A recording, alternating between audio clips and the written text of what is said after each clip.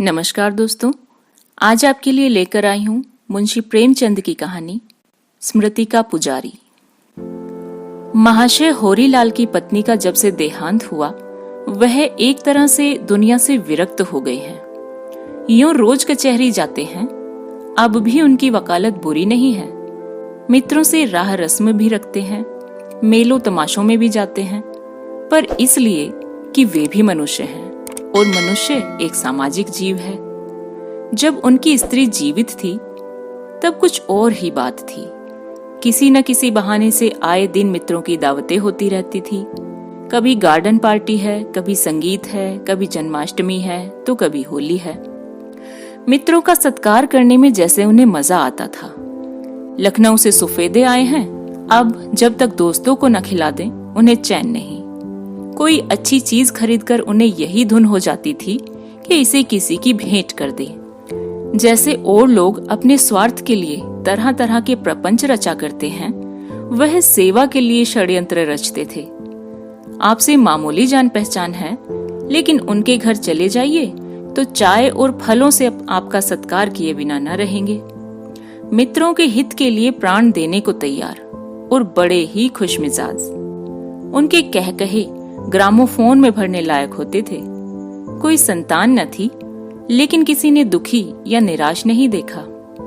मोहल्ले के सारे बच्चे उनके बच्चे थे और स्त्री भी उसी रंग में रंगी हुई। आप कितने ही चिंतित हों, उस देवी से मुलाकात होते ही आप फूल की तरह खिल जाएंगे। न जाने इतनी लोकोक्तियां कहां से याद कर ली थी।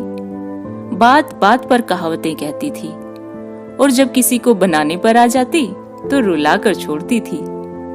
गृह प्रबंध में तो उनका जोड़ न था।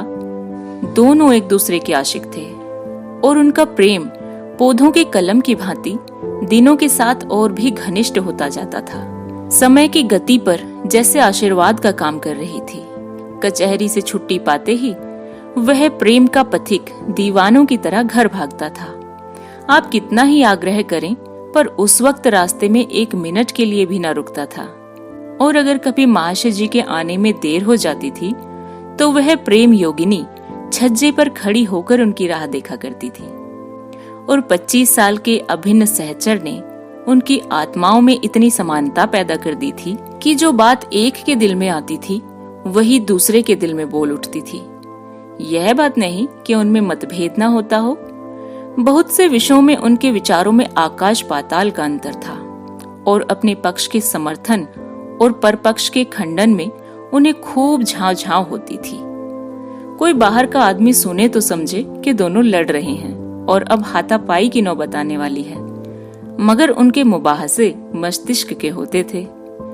हृदय दोनों के एक, दोनों सहृदय, दोनों प्रसन्नचित, स्पष्ट कहने वाले, निष्प्रह, मानो देवलोक के निवासी हों। इसलिए पत्नी का देहांत हुआ तो कई महीने तक हम लोगों को यह अंदेशा रहा कि यह महाशय आत्महत्या न कर बैठे।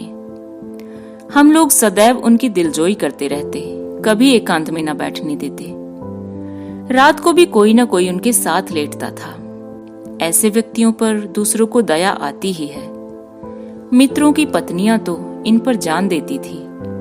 उनकी नजरों में वह देवताओं के भी देवता थे।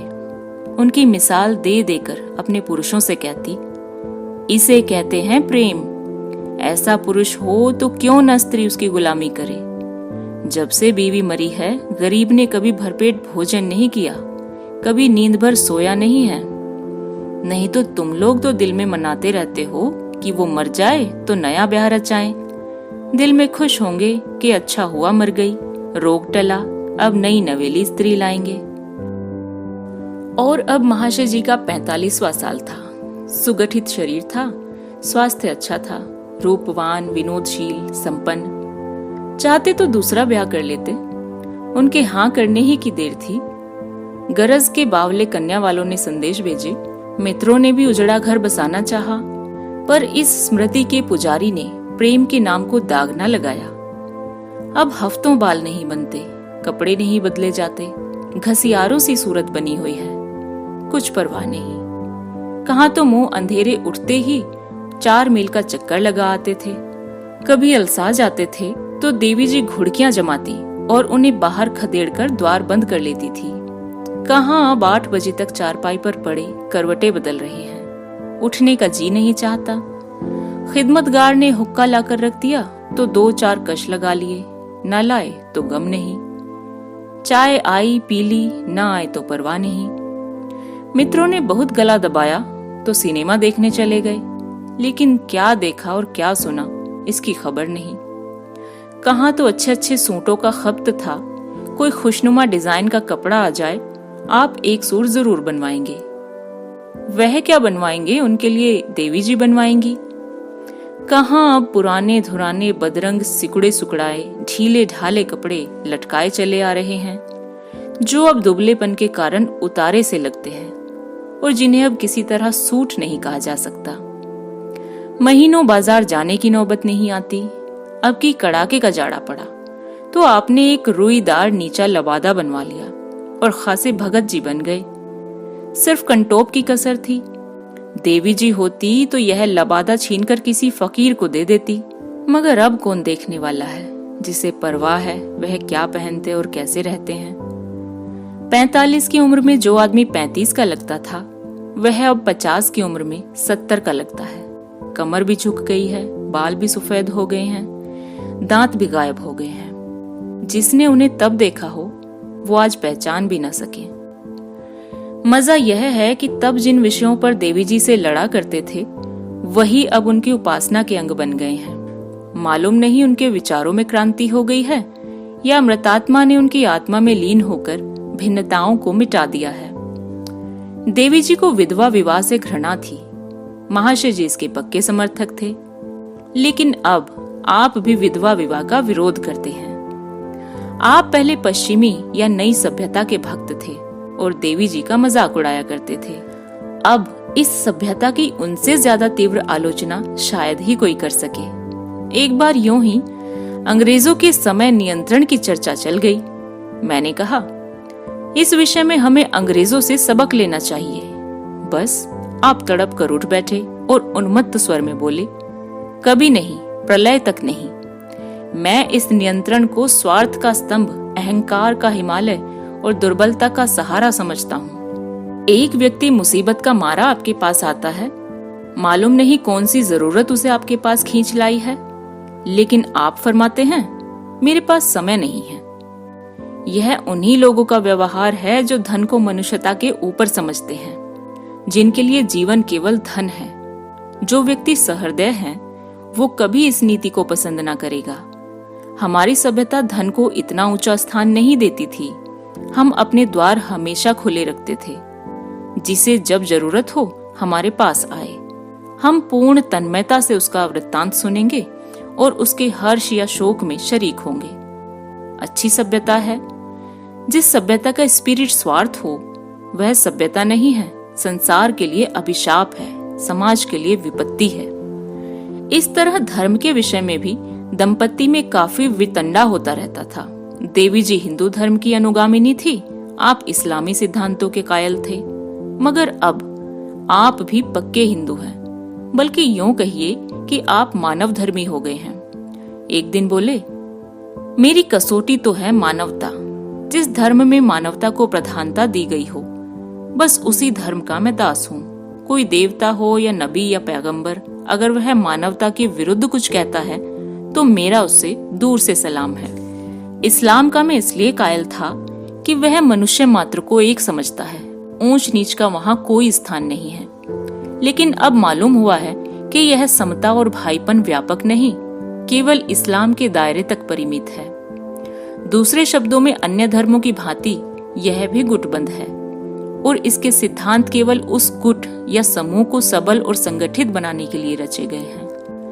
और जब मैं देखता हूँ कि यहाँ भी जानवरों की कुर्बानी शरीयत में दाखिल है और हर एक मुसलमान के लिए अपनी सामर्थ्य के अनुसार भेड़, बकरी, गाय या ऊंट की कुर्बानी फर्ज बताई गई है, तो मुझे उसे अपौरुषेय होने में संदेह होने लगता है।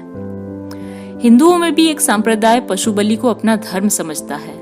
यहूदियों, ईसाइयों और अन्य मतों ने भी कुर्बानी की बड़ी महिमा गाई है। इसी तरह एक समय नरबली का भी रिवाज था। आज भी कहीं कहीं उस संप्रदाय के नाम लेवा मौजूद हैं। मगर क्या सरकार ने नरबली को अपराध नहीं ठहराया और ऐसे मजहबी दीवानों को फांसी नहीं दी? अपनी स्वाद के लिए आप भेड़ को ज़बह कीजिए या गाय, ऊंट या घोड़े को, मुझे कोई आपत्ति नहीं, लेकिन धर्म के नाम पर कुर्बानी मेरी समझ में नहीं आती। अगर आज इन जानवरों का राज हो जाए तो कहिए वे इस कुर्बानियों के जवाब में हमें और आपको कुर्बान कर दें या नहीं। मगर हम जानते हैं जानवरों में कभी ये शक्ति ना आएगी, इसलिए हम बेधड़क कुर्बानियां करते हैं और समझते हैं हम बड़े धर्मात्मा हैं। स्वार्थ और लोभ के लिए हम 24 घंटे अधर्म करते हैं।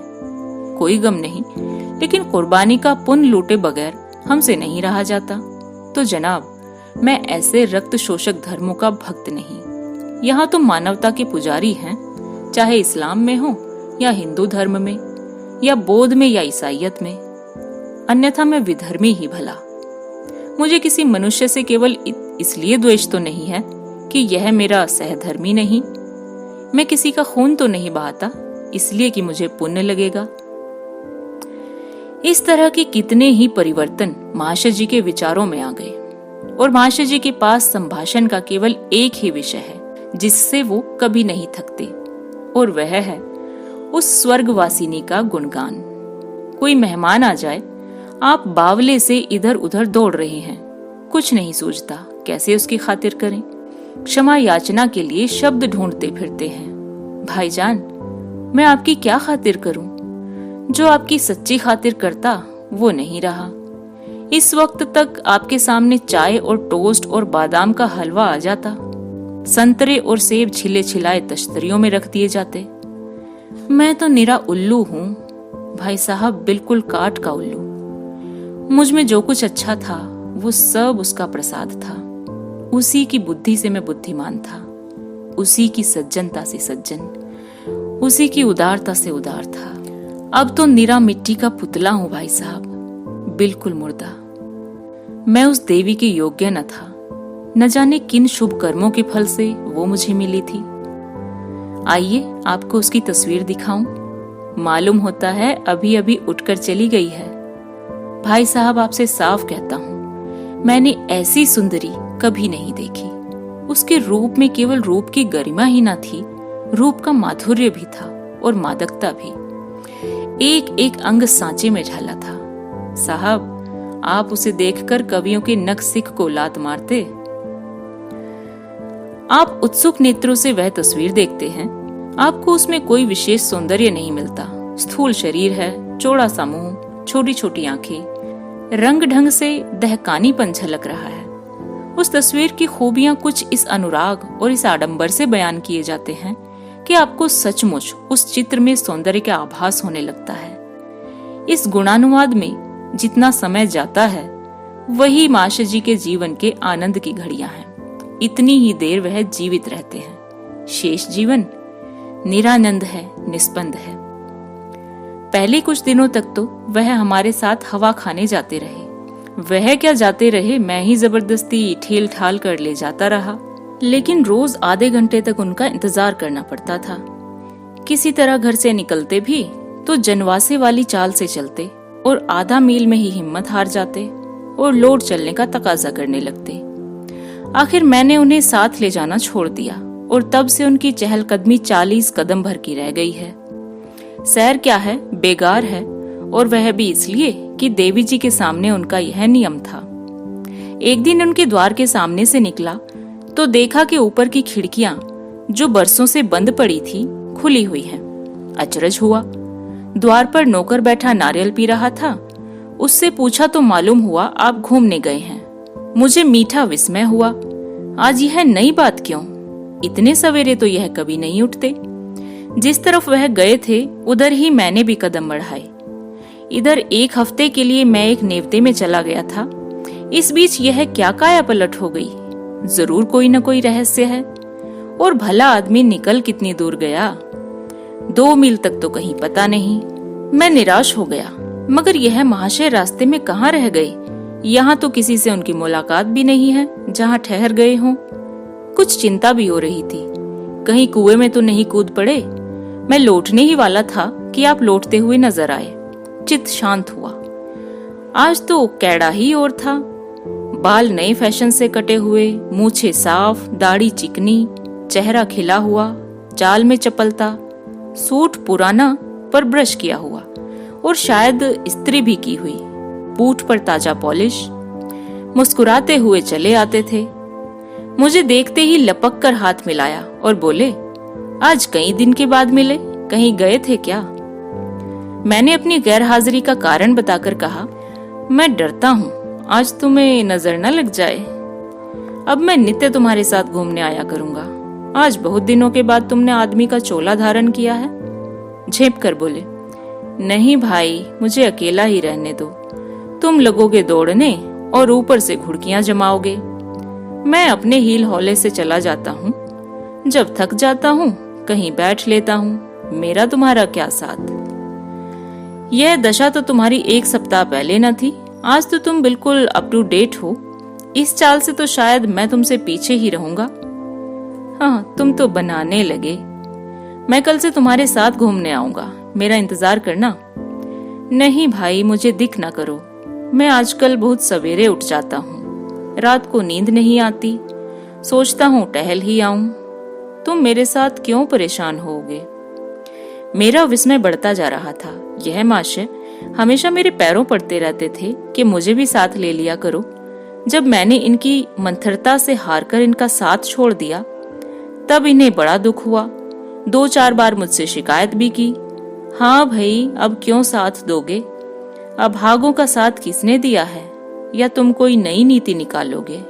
जमाने का दस्तूर है, जो लंगड़ाता हो उसे ढकेल दो, जो बीमार हो उसे जहर दे दो। और वही आदमी आज मुझसे पीछा छुड़ा रहा है। यह क्या रहस्य है? यह चपलता, प्रसन्नता और सजीवता कहाँ से आ गई? कहीं आपने बंदर की गिल्टी तो नहीं लगवा ली?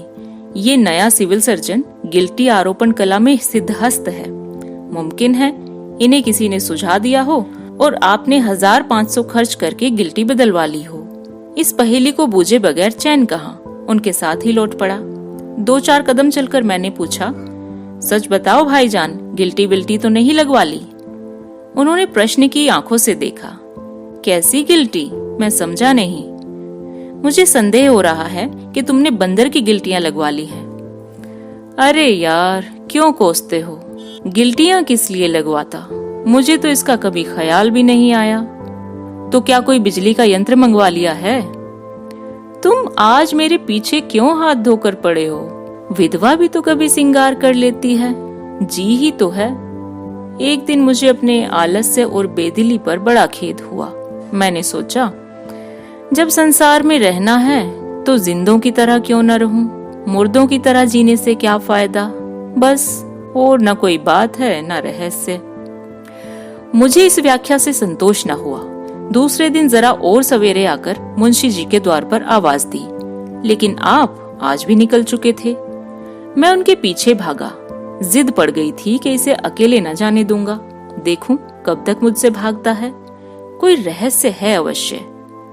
अच्छा बच्चा, आधी रात को आकर बिस्तर से ना उठाऊं तो सही। दौड़ तो न सका, लेकिन जितना तेज चल सकता था चला। 1 मील के बाद आप नजर आए।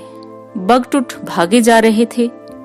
अब मैं बार बार पुकार रहा हूँ, हजरत जरा ठहर जाइए, मेरी सांस फूल रही है, मगर आप हैं कि सुनते ही नहीं। आखिर जब मैंने अपने सिर की कसम दिलाई, तब जाकर आप रुके। मैं झपाटे से पहुंचा तो तिनक कर बोले, मैंने तो तुमसे कह दिया था मेरे घर मत आना, फिर क्यों आए और क्यों मेरे पीछे पड़े हो? मुझे आप धीरे धीरे घूमने दो, आप अपना रास्ता लो। मैंने उनका हाथ पकड़कर जोर से झटक दिया और बोला, देखो होरीलाल, मुझसे उड़ो नहीं, वरना मुझे जानते हो कितना बेमुरव्वत आदमी हूँ। तुम ये धीरे धीरे टहल रहे हो या डबल मार्च कर रहे हो? मेरी पिंडलियों में दर्द होने लगा और पसलियां दुख रही हैं। डाक का हरकारा भी तो इस चाल से नहीं चलता। उस पर गजब ये है कि तुम थके नहीं हो, अभी भी दमखम के साथ चले जा रहे हो। अब तो तुम डंडे लेकर भगाओ तो भी तुम्हारा दामन न छोड़ूं। तुम्हारे साथ 2 मील भी चलूंगा तो अच्छी खासी कसरत हो जाएगी। मगर अब साफ साफ बतलाओ, बात क्या है? तुम में ये जवानी आ कहां से गई? अगर किसी अक्सीर का सेवन कर रहे हो तो मुझे भी दो, कम से कम उसे मंगाने का पता ही बता दो, मैं मंगवा लूंगा। अगर किसी दुआ ताबीज की करामात है तो मुझे भी उस पीर के पास ले चलो। मुस्कुरा कर बोले, तुम तो पागल हो, झूठ मूठ मुझे दिख कर रहे हो। बूढ़े हो गए मगर लड़कपन न गया। क्या तुम चाहते हो कि मैं हमेशा उसी तरह मुर्दा पड़ा रहूं? इतना भी तुमसे नहीं देखा जाता। तब तो तुम्हारे मिजाज ही न मिलते थे। कितनी चिरौरी की कि भाईजान मुझ भकुए को भी साथ ले लिया करो, मगर आप नखरे दिखाने लगे।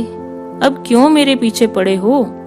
ये समझ लो, जो अपनी मदद आप करता है उसकी मदद परमात्मा भी करते हैं। मित्रों और बंधुओं की मुरव्वत देख ली, अब अपने बूते पर चलूंगा।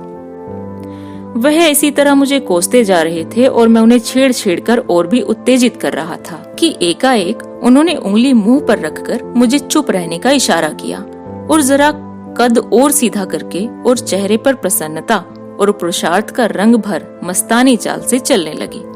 मेरी समझ में जरा भी न आया यह संकेत और बहुरूप किस लिए। वहां तो दूसरा था भी नहीं कोई। हाँ, सामने से एक स्त्री चली आ रही थी, मगर उसके सामने इस पर्देदार की क्या जरूरत। मैंने तो उसे कभी देखा भी न था। आसमानी रंग की रेशमी साड़ी जिस पर पीला लेस टंगा था, उस पर खूब खिल रही थी। रूपवती कदापि न थी, मगर रूप से ज्यादा मोहक थी उसकी सरलता और प्रसन्नता। एक बहुत ही मामूली शक्ल सूरत की औरत इतनी नयनाभिराम हो सकती है, यह मैं न समझ सकता था। उसने होरीलाल के बराबर आकर नमस्कार किया। होरीलाल ने जवाब में तो सिर हिला दिया, मगर बिना कुछ बोले आगे बढ़ना ही चाहते थे कि उसने कोयल के स्वर में कहा, क्या अब लौटिएगा नहीं? आप अपनी सीमा से आगे बढ़े जा रहे हैं। और हाँ, आज तो आपने मुझे देवी जी की तस्वीर देने का वादा किया था ना? शायद भूल गए। आपके साथ चलूं? महाशय जी कुछ ऐसे बौखलाए हुए थे कि मामूली शिष्टाचार भी न कर सके। यूं वह बड़े ही भद्र पुरुष हैं और शिष्टाचार में निपुण, लेकिन इस वक्त जैसे उनके हाथ पांव फूले हुए थे। एक कदम और आगे बढ़कर बोले, आप क्षमा कीजिए, मैं एक काम से जा रहा हूँ। महिला ने कुछ चिढ़ा कर कहा, आप तो जैसे भागे जा रहे हैं, मुझे तस्वीर दीजिएगा या नहीं? महाशय जी ने मेरी ओर कुपित नेत्रों से देखकर कहा, तलाश करूंगा। सुंदरी ने शिकायत के स्वर में कहा, आपने तो फरमाया था कि वह हमेशा आपकी मेज पर रहती है, और अब आप कहते हैं तलाश करूंगा। आपकी तबीयत तो अच्छी है। जब से आपने उनका चरित्र सुनाया है, मैं उनके दर्शनों के लिए व्याकुल हो रही हूँ। अगर आप यूं न देंगे तो मैं आपकी मेज पर से उठा लाऊंगी। मेरी ओर देखकर बोली, आप मेरी मदद कीजिएगा महाशय। यद्यपि मैं जानती हूँ आप इनके मित्र हैं और इनके साथ दगा न करेंगे। आपको ताज्जुब हो रहा होगा, यह कौन औरत महाशय जी से इतनी निसंकोच होकर बातें कर रही है। इनसे पहली बार मेरा परिचय सब्जी मंडी में हुआ था। मैं शाक भाजी खरीदने गई हुई थी। अपनी भाजी में खुद लाती हूँ। जिस चीज पर जीवन का आधार है उसे नौकरों के हाथ नहीं छोड़ना चाहती। भाजी लेकर मैंने दाम देने के लिए रुपया निकाला तो कुंजड़े ने उसे टंकरा कर कहा, दूसरा रुपया दो, ये खोटा है। अब मैंने जो खुद टंकारा तो मालूम हुआ सचमुच कुछ ठस है। अब क्या करूं? मेरे पास दूसरा रुपया न था। यद्यपि इस तरह के कटु अनुभव मुझे कितनी ही बार हो चुके हैं, मगर घर से रुपया लेकर चलते वक्त मुझे उसे परख लेने की याद नहीं रहती। न किसी से लेती ही बार परखती हूँ। इस वक्त मेरे संदूक में ज्यादा नहीं तो 20-25 खोटे रुपए पड़े होंगे और रेजगारियां तो सैकड़ों की ही रही होंगी। मेरे लिए अब इसके सिवा दूसरा उपाय न था कि सब्जी लौटाकर खाली हाथ चली जाऊं। संयोग से महाशय जी उसी दुकान पर भाजी लेने आए थे। मुझे इस विपत्ति में देखकर आपने तुरंत 1 रुपया निकाल कर दे दिया। महाशय जी ने बात काट कर कहा, तो इस वक्त आप वह सारी कथा क्यों सुना रही हैं? हम दोनों एक जरूरी काम से जा रहे हैं, व्यर्थ में देर हो रही है। उन्होंने मेरा हाथ पकड़कर अपनी ओर खींचा। मुझे उनकी यह अभद्रता बुरी लगी। कुछ इसका रहस्य भी समझ में आ गया। बोला, तो आप जाइए, मुझे ऐसा जरूरी कोई काम नहीं है। मैं भी अब लौटना चाहता हूँ। महाशय जी ने दांत पीस लिए। अगर वह सुंदरी वहां न होती तो न जाने मेरी क्या दुर्दशा करते। एक क्षण मेरी ओर अग्नि भरे नेत्रों से ताकते रहे, मानो कह रहे हों, अच्छा इसका मजा ना चखाया तो कहना, और चल दिए। मैं देवी जी के साथ लौटा। सहसा उसने हिचकिचाते हुए कहा, मगर नहीं, आप जाइए, मैं उनके साथ जाऊंगी। शायद मुझसे नाराज हो गए हैं। आज 1 सप्ताह से मेरा और उनका रोज साथ हो जाता है और अब अपनी जीवन कथा सुनाया करते हैं। कैसी नसीब वाली थी वो औरत जिसका पति आज भी उसके नाम की पूजा करता है। आपने तो उन्हें देखा होगा, क्या सचमुच इन पर जान देती थी? मैंने गर्व से कहा, दोनों में इश्क था, और जब से उनका देहांत हुआ यह दुनिया से मुंह मोड़ बैठे। इससे भी अधिक, उसकी स्मृति के सिवा इसके जीवन में कोई रस ही न रहा। वह रूपवती थी। इनकी दृष्टि में तो उससे बढ़कर रूपवती संसार में न थी।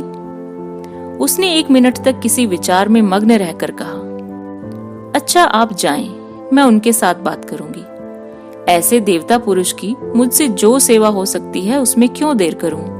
मैं तो इनका वृत्तांत सुनकर सम्मोहित हो गई हूं। मैं अपना सा मुंह लेकर घर चला आया। इत्तेफाक से उसी दिन मुझे एक जरूरी काम से दिल्ली जाना पड़ा। वहां से 1 महीने में लौटा और सबसे पहला काम जो मैंने किया वह महाशय होरीलाल का कुशल क्षेम पूछना था। इस बीच में क्या क्या नई बातें हो गई यह जानने के लिए मैं अधीर हो रहा था। दिल्ली से इन्हें एक पत्र लिखा था, पर इन हजरत में यह बुरी आदत है कि पत्रों का जवाब नहीं देते। सुंदरी से इनका अब क्या संबंध है? आम दरफ्त जारी है या बंद हो गई? उसने इनकी पत्नी व्रत का क्या पुरस्कार दिया या देने वाली है? इस तरह के प्रश्न दिल में उबल रहे थे। मैं महाशय जी के घर पहुंचा तो 8 बज रहे थे। खिड़कियों के पट बंद थे। सामने बरामदे में कूड़े करकट का ढेर था। ठीक वही दशा थी जो पहले नजर आती थी। चिंता और बढ़ी। ऊपर गया तो देखा आप उसी फर्श पर पड़े हुए, जहां दुनिया भर की चीजें बेढंगेपन से अस्त व्यस्त पड़ी हुई हैं, एक पत्रिका के पन्ने उलट रहे हैं।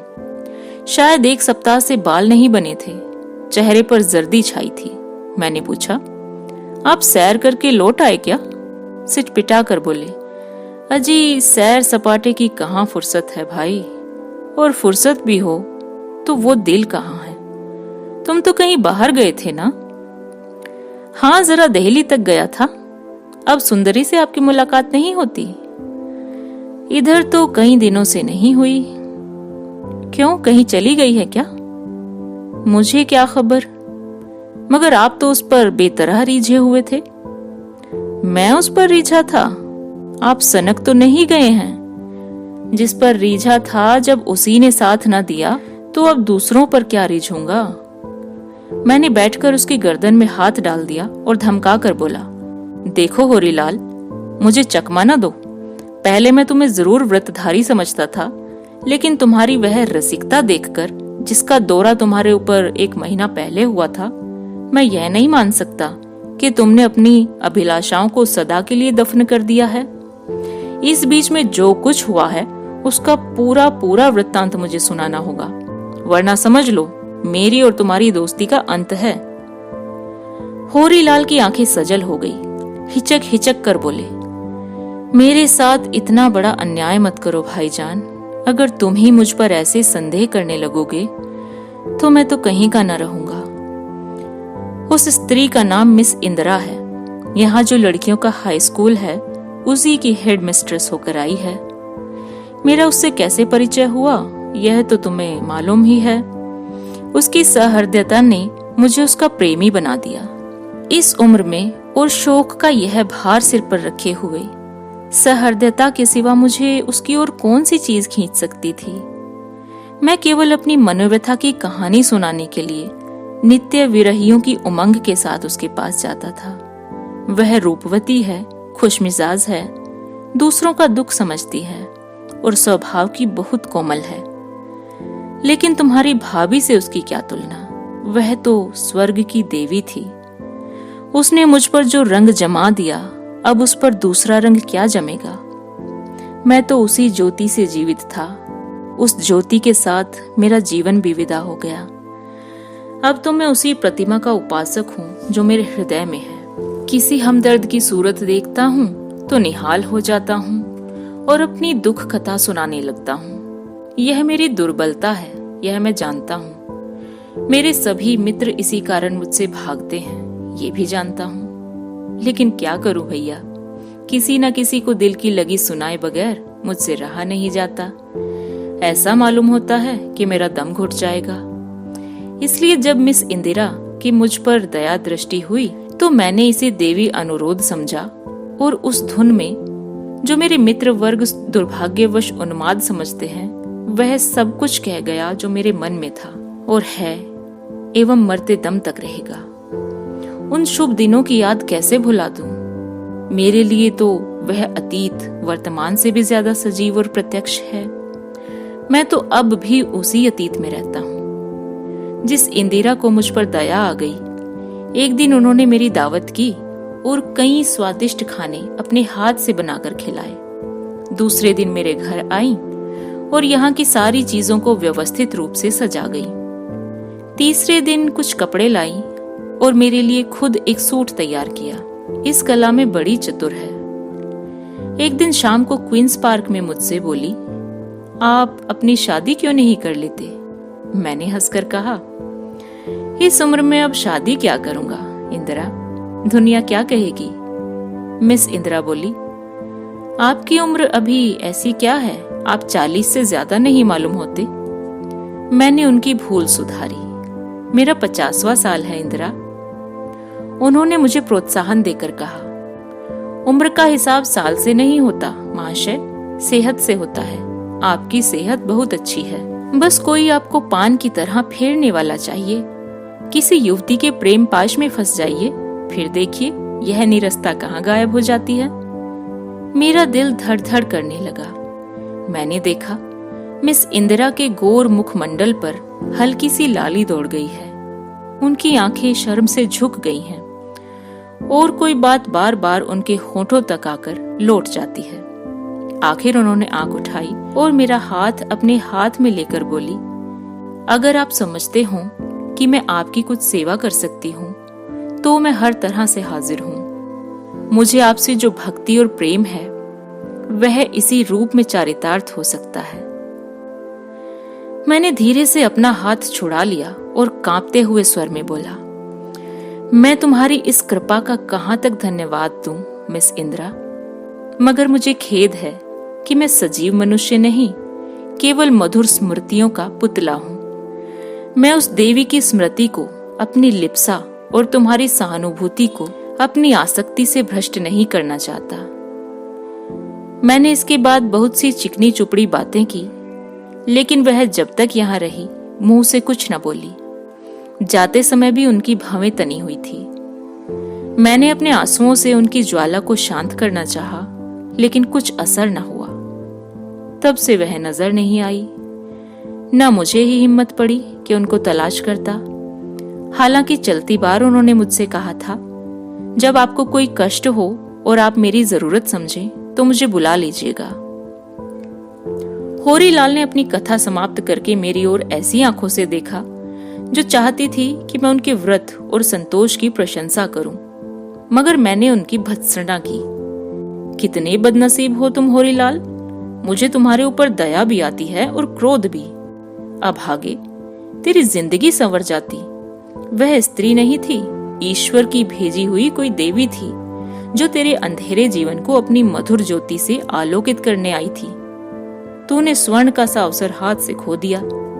होरीलाल ने दीवार पर लटके हुए अपनी पत्नी के चित्र की ओर देखा और प्रेम पुलकित स्वर में बोला, मैं तो उसी का आशिक हूँ भाईजान, और उसी का आशिक रहूंगा।